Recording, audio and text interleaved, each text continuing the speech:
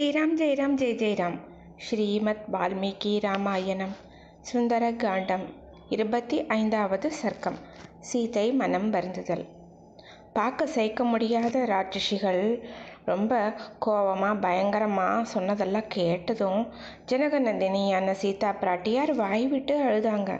ராட்சசிகள்லாம் இப்படி சொல்லதை கேட்டுட்டு நல்ல குணநலன்கள் இருக்கக்கூடிய சீதா பிராட்டியார் பயந்து நடுங்கி கண்ணீர் விட்டு குரல் தழுக்க சொல்கிறாங்க.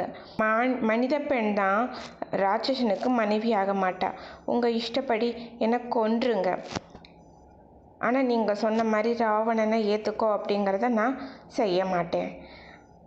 ராட்சசிகிட்ட மாட்டிக்கிட்டு இருக்கிறவங்க, துக்கம் தாழாமல் தவிக்கிறவங்க, ராவணனால் பயமுறுத்தப்பட்டவங்க, அமரர் அணங்கு மாதிரி இருக்கிற சீதா பிராட்டியார் நிம்மதியே அடையலவங்க.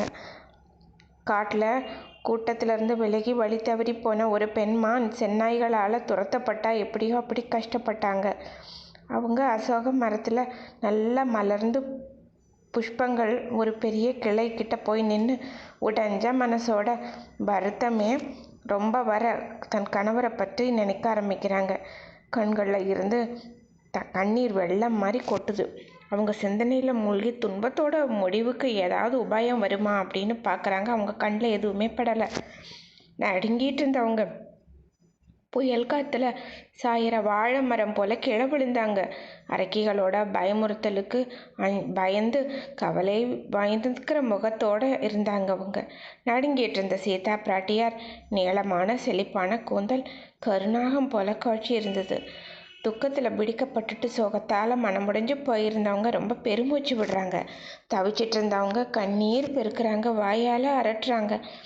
ஹா ராமா, ஹா லக்ஷ்மணா, ஹா என் மாமியாரான கௌசல்யே, ஹா சுமித்ரா தேவி அப்படின்னு துக்கம் தாங்காமல் அரட்டுறாங்க. காலம் வராட்ட ஆண்களாகட்டும் பெண்களாகட்டும் சாவு வராதுன்னு பண்டிதர்கள் எல்லாம் சொல்கிறாங்களே, அந்த உலக வழக்கு சத்தியமானது தான் போல.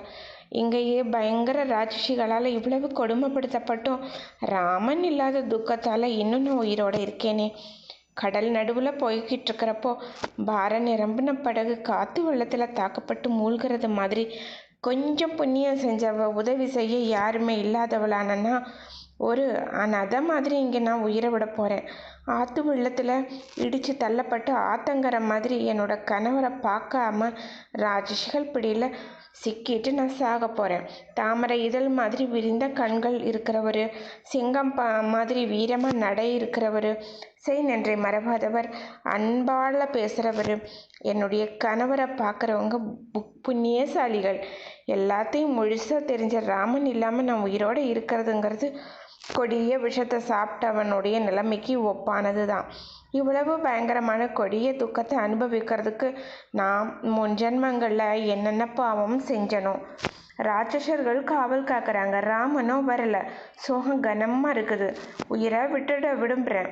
நானே விரும்பலனாலும் என் உயிரை விட முடியலையே. ஏன்னா என் சரீரம் என் கணவரோட கட்டுப்பாட்டில் இருக்குது. அட இது என்ன மனித பிறவி, தற்கொலை கூடாது அப்படிங்கிற அந்த விவேகம் மனுஷங்களுக்கு தானே இருக்குது. ஸ்ரீமத் வால்மீகி ராமாயணம் சுந்தரகாண்டத்தின் 25வது சர்க்கம் முற்றிற்று. ஸ்ரீராம் ஜெய் ராம் ஜெய் ஜெய் ராம்.